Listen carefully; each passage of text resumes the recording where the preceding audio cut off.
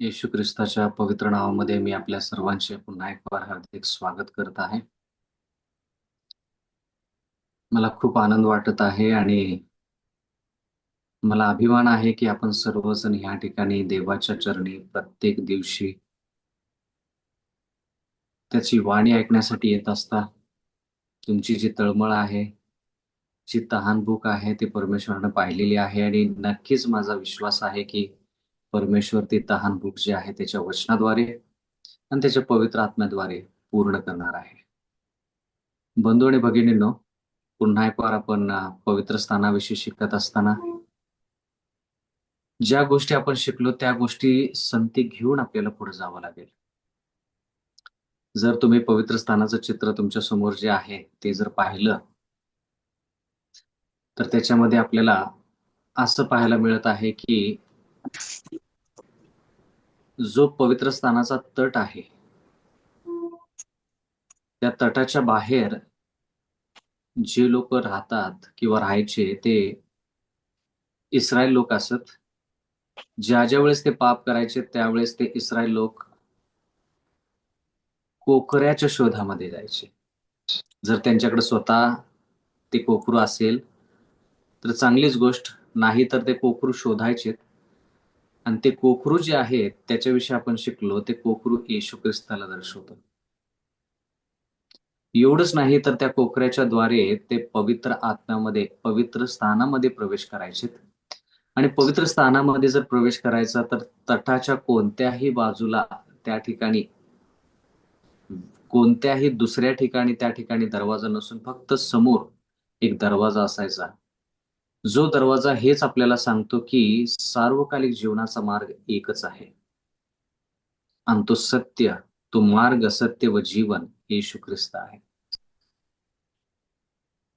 तर त्याच्यानंतर आपण वेदीविषयी शिकलो. म्हणजे त्या मार्गातून ज्यावेळेस त्या फाटकातून आपण पवित्र स्थानामध्ये प्रवेश करतो त्यावेळेस त्या ठिकाणी वेदी आहे. त्या वेदीमुळे जे अर्पण आहे ते अर्पण उंचावलं जायचं.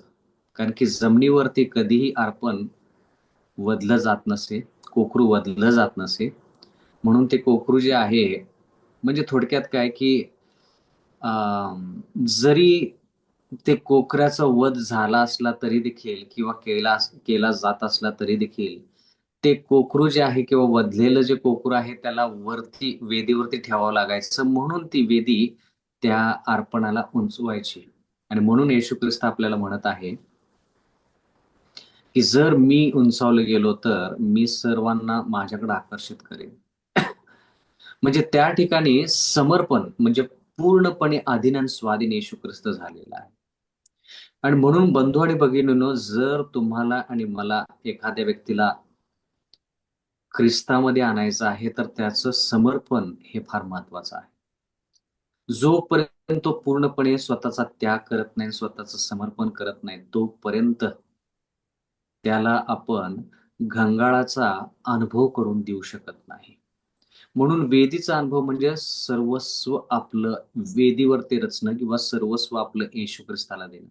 आता सर्वस्व म्हटल्यानंतर लोकांना जास्त कळत नाही. सर्वस्व म्हणजे तुमचं अंतःकरण. सर्वस्व म्हणजे तुमचे विचार, तुमच्या भावना, तुमचा स्वभाव. सर्वस्व म्हणजे तुमचे विचार किंवा तुमचा दृष्टिकोन. सर्वस्व म्हणजे तुमची मान किंमत जे तुम्हाला समाजामध्ये मिळालेली आहे. तुमचं सर्वस्व म्हणजे तुमचं शिक्षण, तुमची नोकरी, तुमचा पैसा, तुमचं कुटुंब, या सर्व गोष्टी ज्या आहेत त्या तुमचं सर्वस्व आहे. म्हणजे तुमच्या आयुष्यामध्ये ज्या गोष्टी तुम्हाला मिळालेल्या आहेत देवाकडून, त्या सर्व गोष्टी देवासाठी समर्पित करणे म्हणजे तुमचं अंतःकरण देवाला देणे. म्हणजे वेदीचा अनुभव करून घेणे. प्रियजन हो, खूप लोकं तो अनुभव त्यांना होत नाही किंवा तो अनुभव त्यांना काय आहे हे माहीत नाही. आणि तो अनुभव न करता ते घंगाळाचा अनुभव करतात, म्हणजे पाण्याचा अनुभव करतात, म्हणजे बाप्तिस्मा घेतात. आणि म्हणून खऱ्या अर्थानं त्यांचा बाप्तिस्मा होत नाही. खऱ्या अर्थानं ते सत्यामध्ये येत नाहीत आणि त्याच्याविषयी आपण काल शिकलो. पूर्णपणे समर्पित झाल्याशिवाय कोणत्याही व्यक्तीचा आपण बाप्तिस्मा करू शकत नाही आणि तो बाप्तिस्मा देव देखील स्वीकार करणार नाही. तर प्रियजन हो, बाप्तिस्मा जो आहे, तो बाप्तिस्मा शुद्धीकरणाचं प्रतीक आहे.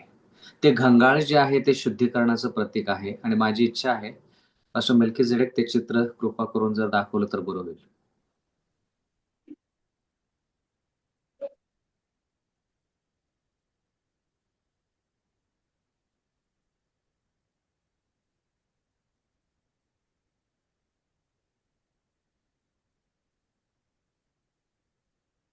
तर घंगाळ जे आहे ते पवित्र बाप्तिस्मा जो आहे त्याला दर्शवतं.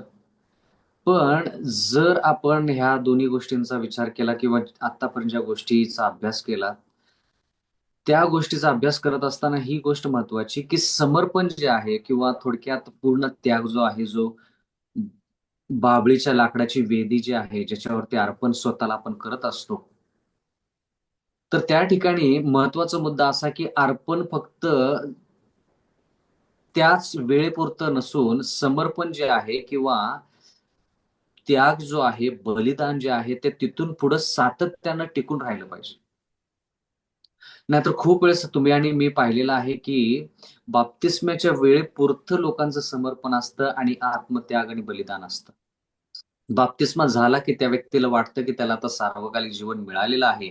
इथून पुढे त्याला बलिदान किंवा त्याग किंवा समर्पण किंवा स्वतःला अधीन आणि स्वाधीन देवाला करणं गरजेचं नाही. चुकीचं आहे. तसं नसून एक वेळेस स्वतःला आपण देवाच्या अधीन आणि स्वाधीन केलं, म्हणजे त्या बाभळीच्या लाकडाच्या वेदीचा अनुभव घेतला, की ते समर्पित आयुष्य जगायचं. सातत्यानं ते समर्पण जे आहे, ते टिकवून ठेवायचं. एकदा बाप्तिस्मा झाला म्हणजे समर्पणानंतर म्हणजे स्वतःचं आयुष्य देवाला वाहून दिलं आणि त्याच्यानंतर बाप्तिस्मा झाला, की ते आयुष्य जे आहे ते तसंच टिकवून ठेवायचं आणि मगच आपण पवित्र स्थानामध्ये प्रवेश करू शकतो. तर थोडं झूम जर आपण हे चित्र केलं तर तुम्हाला कळेल ह्या ठिकाणी, की घंगाळानंतरचा जो अनुभव आहे त्याच्यानंतर पडदा आहे आणि पडद्याच्या आतमध्ये तुम्हाला एक 4 पायाचा मेज दिसत आहे. 4 पायाचा मेज तुम्हाला दिसत आहे. त्याच्याविषयी आज आपला अभ्यासक्रम आहे. निर्गम याचा 25वा अध्याय आणि 23वा वचन. निर्गम 25-23. तसेच बाभळीच्या लाकडाची एक मेज बनव. त्याची लांबी 2 हात, रुंदी 1 हात व उंची 1.5 हात असावी. देवाचं वचन म्हणतं, की बाभळीच्या लाकडाचा एक मेज तयार करायचा आहे. तो मेज जो आहे, तो मेज आणि त्या मेझाचं कार्य काय, याच्यावरून आजचा अनुभव काय पाहिजे, हे आपण शिकायचंय. निर्गम याचा 25वा अध्याय आणि 30वा वचन. आणि मेजावर माझ्यापुढे देव म्हणत आहे आणि मेजावर माझ्यापुढे समक्षतेची भाकर नित्य ठेवावी. समक्षतेची भाकर म्हणजे समक्षतता म्हणजे थोडक्यात काय, की त्या ठिकाणी उपस्थिती. समक्ष म्हणजे उपस्थिती आणि मेझावर माझ्यापुढे समक्षतेची भाकर नित्य ठेवावी. नित्य ठेवावी म्हणजे तो मेज कधीही रिकामा नसावा. जर ती भाकरी जुनी झाली, तर ती भाकरी काढायच्या अगोदर नवीन भाकरी तयार करायची आणि ती भाकरी घेऊन जायचं. ती भाकरी त्या मेजावरती ठेवायची आणि जुनी भाकरी जी आहे ती काढून घ्यायची. म्हणजे ही भाकर जी आहे, ही भाकरीची उपस्थिती ही फार महत्वाची आहे. म्हणून ज्यावेळेस आपण मेजावरची जी भाकर आहे किंवा भाकरीचा जो मेज आहे, याच्याविषयी विचार करतो त्यावेळेस उपस्थिती हा शब्द फार महत्वाचा आहे. तर याच्यासाठी आपण काही उदाहरणं घेऊया. त्याच्यामुळे आपल्याला कळेल, की उपस्थिती जी आहे ती कशाची उपस्थिती आपल्या आयुष्यामध्ये गरजेची आहे. ज्यावेळेस तुम्ही आणि मी वाचतो, की एदन बागेमध्ये आदम आणि हव्वेनं देवाविरुद्ध पाप केलं. ज्या झाडाचं फळ खाऊ नको असं देवानं सांगितलं होतं, आज्ञापिलं होतं. त्या झाडाचं फळ आदम खाल्ल्यानंतर देवाचं वचन आपल्याला काय सांगतं? देवाचं वचन आपल्याला सांगतं, की ते नग्न झाले, ते विवस्त्र झाले, त्यांना त्यांची लाज वाटू लागली. त्यांना पाप केल्यामुळं म्हणजे देवापासून ते देवाच्या विरोधात गेल्यामुळे उत्पत्ती याचा 3रा अध्याय 8व्या वचनामध्ये लिहिलंय. यानंतर शिळोप्याचा वारा सुटला असता परमेश्वर देव बागेत फिरत होता. त्याचा आवाज त्यांना ऐकू आला. तेव्हा परमेश्वर देवाच्या दृष्टीपुढून म्हणजे समक्षतेपासून किंवा देवाच्या उपस्थितीमधून आदाम व त्याची स्त्री बागेतील झाडामध्ये लपली. म्हणून बंधू आणि भगिनींनो, ज्यावेळेस आपण पवित्र स्थानाचा विचार करतो, प्रत्येक वस्तूचा अनुभव आपल्याला घडला पाहिजे. म्हणून आपण थोडा वेळ घेत आहोत. कोकऱ्याचा अनुभव आपल्याला घडला पाहिजे. परमेश्वराचा जो दरवाजा आहे, फाटक आहे, ज्यातून आपण पवित्र स्थानामध्ये प्रवेश करतो, मार्ग एकच आहे आणि तो मार्ग अरुंद आहे, त्याचा अनुभव घडला पाहिजे. वेदीचा अनुभव आपल्याला घडला पाहिजे. जोपर्यंत हे अनुभव आपल्याला घडत नाही, तोपर्यंत आपण घंगाळाचा अनुभव करू शकत नाही. घंगाळाचा अनुभव परमेश्वर आपल्याला देणारच नाही, हे तितकंच खरं. आणि जोपर्यंत आपला बाप्तिस्मा म्हणजे जोपर्यंत आपण आपली इच्छा दाखवली पाहिजे. येशू ख्रिस्तानं त्या घंगाळामध्ये पाणी घेतलं, रुमाल घेतला आणि शिष्यांचे पाय धुण्याची इच्छा दर्शवली. तर बाप्तिस्मा ही इच्छा असली पाहिजे आपली. स्वतःच्या इच्छेनुसार आपण त्या ठिकाणी बाप्तिस्मा घेण्याची तयारी दाखवली पाहिजे. त्याच्यानंतर भाकरीचा मेज जो आहे, तर देवाचं वचन म्हणतं या ठिकाणी की ज्यावेळेस आदम आणि हव्वेनं पाप केलं, त्यावेळेस देवाचा आवाज ऐकून ते देवाच्या दृष्टीपुढून बागेतील झाडामध्ये लपले. म्हणजे देवाच्या समक्ष त्यांना यायचं नव्हतं. देवापासून ते दूर गेलेले आहेत. देवाच्या उपस्थितीमध्ये त्यांना यायचं नव्हतं. पण भाकरीचा मेज आपल्याला काय सांगतो? भाकरीचा मेज आपल्याला हेच सांगतो की माझ्या पुढे समक्षतेची भाकर नित्य ठेवावी. म्हणजे सातत्यानं त्या ठिकाणी उपस्थिती पाहिजे. कशाची? भाकरीची. म्हणून बंधू आणि भगिनींनो, देवाच्या वचनामध्ये आपण असं वाचत आहोत, पवित्र स्थानामध्ये नित्य जी समक्षतेची भाकरी जी आहे ती नित्य ठेवली गेली पाहिजे. पण ज्यावेळेस आपण उत्पत्तीचा अभ्यास करतो, ज्यावेळेस मनुष्यानं पाप केलं, त्यावेळेस तो देवाच्या उपस्थितीपासून दूर गेला. जेव्हा की त्याला देवाच्या उपस्थितीमध्ये नित्य राहण्याची गरज होती. एवढंच नाही, उत्पत्ती 4था अध्याय, ज्यावेळेस कायनाचं अर्पण स्वीकारलं गेलं नाही, त्यावेळेस कायनाने त्याचा भाऊ जो आहे त्याचा खून केला, हाबेलचा खून केला. मग त्याच्यानंतर देवाचं वचन आपल्याला असं म्हणतं उत्पत्ती 4:16 मध्ये की देवाने त्याला सांगितलं की तू शापित झालेला आहेस, भूमी शापित झालेली आहे. तर त्याच्यानंतर देवाचं वचन म्हणतं कायन परमेश्वरापुढून निघाला. म्हणजे परमेश्वराच्या उपस्थितीतून तो दूर गेला. जसं आदाम आणि हव्वा परमेश्वराच्या उपस्थितीपासून लपले किंवा दूर गेले, तसंच कायन परमेश्वराच्या उपस्थितीतून निघाला आणि एदनच्या पूर्वेस नोद देशात वस्ती करून राहिला. म्हणजे ज्या पाप करतो त्यावेळेस देवाच्या उपस्थितीतून आपण निघून जातो. जेव्हा की पवित्र स्थानातील भाकरीचा मेज आपल्याला हे सांगत असतो की त्या भाकरीची उपस्थिती सदोदित नित्य त्या ठिकाणी असली पाहिजे. पण आता ही भाकर जी आहे ही कशाला दर्शवते? जर आपण पहिले शमूएल याचा 21वा अध्याय वाचला, त्या ठिकाणी एक घटना नमूद केलेली आहे. पहिले शमूएल याचा 21व्या अध्यायामध्ये दावीद राजा जो आहे, तो दावीद राजा शाऊल राजापासून पळून जात आहे. जरी दाविदाला अभिषेक केला असलं तरी देखील त्याला अजून सिंहासन मिळालेलं नाहीये, त्याला अजून राजगादी मिळालेली नाहीये. आणि शाऊल राजा जो आहे तो दाविदाचा प्राण घेण्यासाठी, त्याला जीवे मारण्यासाठी त्याचा पाठलाग करत आहे.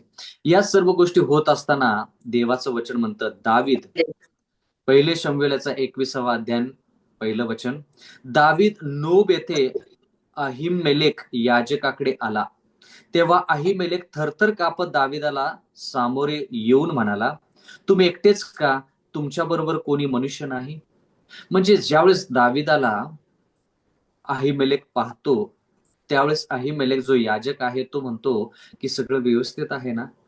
तुम्हाला पाहून मला भीती वाटत आहे. तुम्ही एकटेच आलेले आहात आणि तुमची लोक तुमच्या सोबत आहेत की नाहीत? दुसरं वचन, दावीद अहिमेलेक याजकाला म्हणाला, राजाने मला काही कामगिरीवर पाठवले आहे आणि मला सांगितले आहे की ज्या कामगिरीवर मी तुला पाठवत आहे तुला जी आज्ञा मी देत आहे त्याच्याविषयी कोणाला काही कळू देऊ नकोस. मला अमुक ठिकाणी येऊन भेट असे मी आपल्या चाकरांना सांगितले आहे. बंधू आणि भगिनींनो, ह्या ठिकाणी दावीद जो आहे तो म्हणत आहे की सर्व गोष्टी ज्या आहेत त्या गोपनीय ठेवायला सांगितल्या आहेत. 3रं वचन, तर आता तुझ्याजवळ काय आहे? मला 5 भाकरी दे, अथवा जे काही तुझ्याजवळ असेल ते दे. म्हणजे दावीद जो आहे तो शाऊल राजाच्या रागाला किंवा सौल राजा दाविदाचा प्राण घेण्याच्या बेतामध्ये असताना दावीद जो आहे तो याजकाकडे आलेला आहे, पवित्र स्थानाकडे आलेला आहे आणि पवित्र मंदिराकडे आलेला आहे. तसं केले असताना दावीद याजकाला म्हणत आहे की तुझ्याकडे काय आहे? मला 5 भाकरीची गरज आहे. मी भुकेलेला आहे, माझी लोक देखील भुकेलेली आहेत. मला 5 भाकरीची गरज आहे, अथवा जे काय तुझ्याकडे आहे ते तू मला दे. कशाविषयी शिकत आहोत? भाकरीचा मेज जो आहे तो नित्य, म्हणजे समक्ष, देवाच्या समक्ष जे भाकरीचा मेज आहे तो नित्य त्या ठिकाणी असला पाहिजे. नित्य हा शब्द फार महत्वाचा. समक्ष हा देखील शब्द महत्वाचा, पण नित्य हा देखील शब्द महत्वाचा. तर ह्या ठिकाणी देवाचं वचन म्हणतं, 1 शमूएल 21वा अध्याय 4थं वचन, याजक दाविदाला म्हणाला, माझ्याजवळ साधारण भाकरी नाही, तर पवित्र भाकरी आहे. म्हणजे साधारण भाकरी वेगळी, जी भाकरी आपण दैनंदिन जीवनामध्ये खातो, भोजन त्याला म्हटलं जातं, जे आपल्या शरीरासाठी अत्यंत गरजेचे आहे. पण देवाचं वचन या ठिकाणी म्हणत आहे, याजक दाविदाला म्हणाला, साधारण जेवण माझ्याकडे नाहीये, तर देवाची भाकरी म्हणजे पवित्र भाकरी माझ्याकडे आहे. तुझ्याबरोबरचे तरुण पुरुष मात्र स्त्रीपासून दूर राहिले असलेले पाहिजेत. म्हणजे ते स्त्री शांती समागम न केलेले पुरुष असतील तर ही पवित्र भाकरी मी त्यांना देईन. 5वं वचन, दाविदाने याजकाला म्हटले, आम्ही वास्तविक आज 3 दिवस स्त्रीपासून दूरच आहोत. आमचा प्रवास पवित्र कार्यासाठी नाही, तर मी निघालो तेव्हा तरुण पुरुषांची पात्रे पवित्र होती, ती आज कितीतरी जास्त असली पाहिजेत.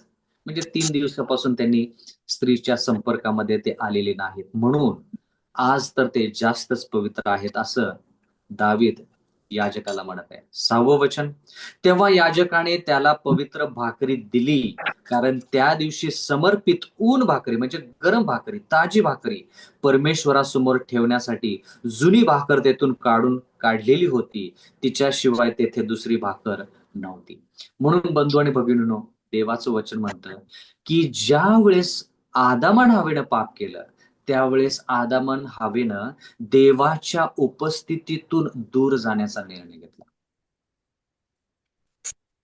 ज्यावेळेस कायनाने देवाच्या विरुद्ध पाप केलं, हाबेलचा खून केला, त्यावेळेस देवाच्या उपस्थितीतून तो दूर निघून गेला, असं देवाचं वचन म्हणतं. कृपा करून मोबाईल बंद करा. कृपा करून मोबाईल बंद करा, किंवा मोबाईल बंद करा म्हणजे म्यूट करा. कृपा करून मोबाईल म्यूट करा. पण ज्यावेळेस आपण असं पाहतो की पाप केल्यानंतर लोक देवापासून दूर जातात, त्याच ठिकाणी दाविदावरती ज्यावेळेस अरिष्ट आलं, त्याच्या जीवावरती ज्यावेळेस बेतलं किंवा त्याचा प्राण धोक्यात आला, त्यावेळेस तो कुठल्याही ठिकाणी न जाता पवित्र स्थानाकडे आला आणि तो म्हणाला की मला ती भाकर पाहिजे. भाकर या शब्दाचा आपण अभ्यास करत आहोत आणि भाकर जी आहे, जी पवित्र स्थानामध्ये आहे, जी तुमच्या समोर ती दिसत आहे चित्रामध्ये, त्या पवित्र स्थानामध्ये जी भाकर आहे ती नित्य देवाच्या समक्षतेची भाकर जी आहे ती नित्य त्या ठिकाणी ठेवली पाहिजे. तर ती भाकर जी आहे, जी समक्षता आणि नित्य या गोष्टीशी निगडीत आहे, ती भाकर कोण? योहानेचा 6वा अध्याय 35वा वचन, येशू त्यांना म्हणाला, मीच जीवनाची भाकर आहे. आता मीच जीवनाची भाकर आहे म्हणजे येशू ख्रिस्त स्वतःला जीवनाची भाकर असं संबोधित करत आहे. पण ज्यावेळेस आपण जीवनाच्या भाकरीविषयी विचार करतो, त्यावेळेस 2 शब्द फार महत्वाचे. समक्ष म्हणजे उपस्थितीमध्ये, म्हणजे देवाच्या उपस्थितीमध्ये, आणि दुसरी गोष्ट नित्य म्हणजे उपस्थिती जी आहे ती नित्य असावी. म्हणजे येशू ख्रिस्त जी भाकर आहे ती भाकर आपल्या समोर किंवा आपल्यामध्ये उपस्थित असावी आणि ती भाकर आपल्यामध्ये उपस्थितच फक्त नसावी तर नित्य उपस्थित असावी, कायम स्वरूपी ती आपल्यामध्ये उपस्थित असावी. तर आता ही जीवनी भाकर उपस्थित तर पाहिजेच आपल्या आयुष्यामध्ये, पण नित्य असावी. म्हणजे कोणता भाग या ठिकाणी आहे? जो माझ्याकडे येतो बघा, जो माझ्याकडे येतो त्याला कधीही भूक लागणार नाही आणि जो माझ्यावर विश्वास ठेवतो त्याला कधीही तहान लागणार नाही. हे दाविदाला माहित होतं, म्हणून दाविदानं ज्यावेळेस त्याच्याकडे त्रास संकट आले, त्याच्यावरती त्रास संकट आले, त्यावेळेस त्यानं पवित्र स्थानाकडे धाव घेतली. का? कारण तो तहानलेला, भुकेलेला होता. फक्त भाकरीसाठीच नाही, तर देवासाठी तहानलेला आणि भुकेलेला होता. म्हणून ही भाकर जी आहे, ज्याच्याविषयी आपण शिकत आहोत, ही भाकर येशू ख्रिस्त आहे आणि येशू ख्रिस्ताची समक्षता किंवा आपण सदोदित येशू ख्रिस्ताच्या समक्ष असलं पाहिजे, त्याच्या उपस्थितीमध्ये असलं पाहिजे, त्याच्या वातावरणामध्ये असलं पाहिजे. फक्त कधी? फक्त सकाळी? फक्त बाप्तिस्मा घेताना? फक्त मंदिरात असताना? देवाचं वचन म्हणतं नित्य. नित्य म्हणजे उठता बसता खाता पिता आपण काहीही करता, घरामध्ये असताना, घराच्या बाहेर सेवा करत असताना, आपल्या कामकाजामध्ये असताना किंवा लोकांची सेवा करत असताना, काहीही करत असताना, जर विद्यार्थी असतील तर शिक्षण घेत असताना देवाच्या उपस्थितीमध्ये आपण असलं पाहिजे आणि आहोत याची जाणीव पाहिजे. देवाच्या उपस्थितीमध्ये आपण निरंतर राहणे म्हणजे नित्य राहणे. प्रियजन हो, ज्यावेळेस एखादा व्यक्ती पूर्ण समर्पणाने किंवा पूर्ण त्याग करून, पूर्ण त्याग न करता, पूर्ण समर्पण न करता बाप्तिस्मा घेतो, त्यावेळेस तो काही दिवस मंडळीमध्ये राहतो. आणि जसं त्याला त्रास संकट व्हायला सुरू होते, तसं तो देवापासून दुरावतो, देवापासून दूर जातो, देवापासून दूर जातो. किंवा त्याला वाटतं की जर देवासंती तो राहिला तर त्याला त्याच्या नोकरीसंती किंवा त्याच्या इतर कामासंती तडजोड करावी लागेल, त्याच्या शिक्षणासंती तडजोड करावी लागेल, त्याच्या जीवनासंती तडजोड करावी लागेल. तर तो काय करतो? येशू ख्रिस्ताला सोडतो आणि त्याची सोय पाहतो. पण त्याची सोय पाहत असताना तो देवापासून दूर जातो, देवापासून दूर जातो. अशी एक वेळ येते, की शेवटी त्याला कळून चुकतं, की तो देवापासून दूर गेलेला आहे आणि ज्या गोष्टीच्या पाठीमागे तो लागलेला आहे, ती गोष्ट त्याला साध्य होत नाहीये. मग ते विवाहाच्या बाबतीत असेल, नोकरीच्या बाबतीत असेल, पैसा कमवायच्या बाबतीत असेल किंवा कुटुंबाच्या बाबतीत असेल किंवा त्याचं आरोग्य धोक्यात आलं असेल आणि मग त्याला कोणीतरी सांगतं, की मंदिरामध्ये ये, देवाकडे वळ, देवाकडे प्रार्थना कर, देवाच्या वचनामध्ये ये आणि मग तो व्यक्ती देवाकडे येतो किंवा तुमच्याकडे येतो. आणि तो म्हणतो, "पाळक साहेब कृपा करून मला प्रार्थना करा. मी नोकरीच्या शोधात आहे. मला नोकरी मिळत नाहीये, मिळत नाहीये, मिळत नाही. पाळक साहेब कृपा करून माझ्यासाठी प्रार्थना करा. माझं आरोग्य धोक्यामध्ये आहे." बंधू आणि भगिनींनो, जरा लक्ष द्या. तुम्ही आणि मी सोयीसाठी जर देवाला सोडत असेल, जेणेकरून दुसऱ्या सोयी आपल्याला सुखसोयी मिळतील, तर आपण कायनासारखं किंवा आदामान हवेसारखं देवाला सोडून जात आहोत. मग देव काय करतो? आपल्याला प्रेमाने धडा शिकवण्यासाठी किंवा प्रेमाने आपल्याला त्याच्याकडे ओढण्यासाठी आपल्या आयुष्यामध्ये त्रास संकट आणतो. आणि मग त्रास संकट ज्यावेळेस आपल्याला कळतात, की ते त्रास संकट जग सोडवू शकत नाही, मग आपली शेवटची धाव देवाकडे येते आणि मग आपण देवाकडे समर्पित होतो. किंवा देवाकडे येऊन लीन नम्र अंतःकरणाने प्रार्थना करतो. देवाला आपलं समर्पण करतो. पुन्हा त्याग आणि बलिदान करतो. कधीपर्यंत? त्रास संकट निघून जाऊपर्यंत. कधीपर्यंत? नोकरी लागावी किंवा शिक्षण व्हावं किंवा आजारपण निघून जावं किंवा इतर काय त्रास संकट आहेत, ते निघून जाऊपर्यंत फक्त तो व्यक्ती किंवा आपण देवासंती राहतो. त्रास संकट निघून गेले रे गेले, परत आपल्याला वाटतं की देवाची गरज आपल्याला जास्त नाही. परत आपण कायनासारखं देवाच्या समक्षतेपासून किंवा देवाच्या समक्ष राहत नाही, त्याच्या उपस्थितीतून दूर जातो. जेव्हा की देवाचं वचन म्हणतं, की भाकर जी आहे ती देवाच्या वचनाची उपस्थिती आपल्यामध्ये आहे. ती उपस्थिती जर आपल्यामध्ये नित्य राहत नाही, तर आपण देवापासून दूर जातो. योहानेचा 6वा अध्याय 56व वचन. योहान 6:56. जो माझा देह खातो व माझे रक्त पितो, तो माझ्यामध्ये राहतो व मी त्याच्यामध्ये राहतो. म्हणजे इथं लिहिलंय, माझा देह खातो, म्हणजे थोडक्यात येशू ख्रिस्ताचं शरीर आपल्याला खायचं नाही. इथं आध्यात्मिकरित्या विचार केला तर येशू ख्रिस्ताचं वचन जे आहे त्याच्याविषयी लिहिलेलं आहे. येशू ख्रिस्ताचं वचन जो खातो तो माझ्यामध्ये राहतो. म्हणजे येशू ख्रिस्त म्हणतो, माझ्या वचनाचा तुम्ही निरंतर अभ्यास केला पाहिजे.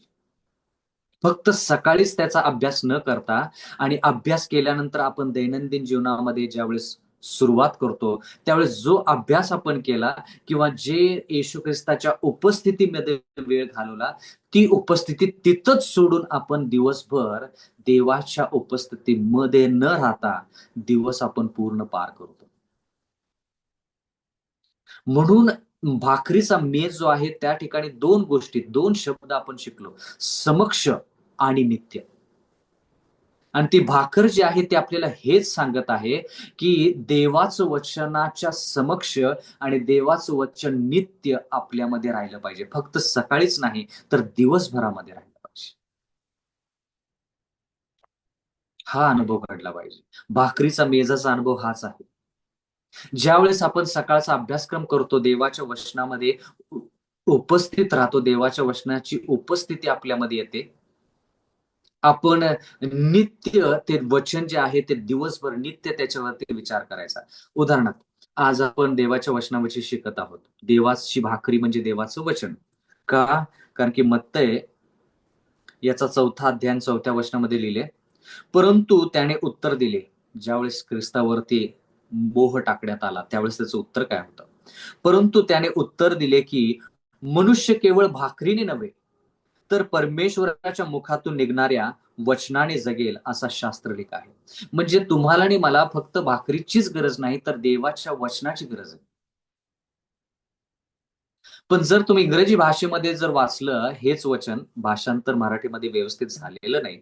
इंग्रजी भाषेमध्ये जर वाचलं तर देवाचं वचन म्हणतं, की परमेश्वराच्या मुखातून निघणाऱ्या प्रत्येक वचनाने, प्रत्येक शब्दाने, प्रत्येक हा शब्द तिथं महत्वाचा आहे.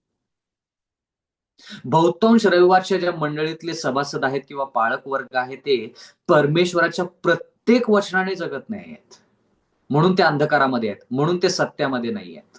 प्रत्येक शब्द उत्पत्तीपासून प्रगटीकरणापर्यंत जो आहे, त्या प्रत्येक शब्दानं मनुष्य जिवंत राहायला पाहिजे.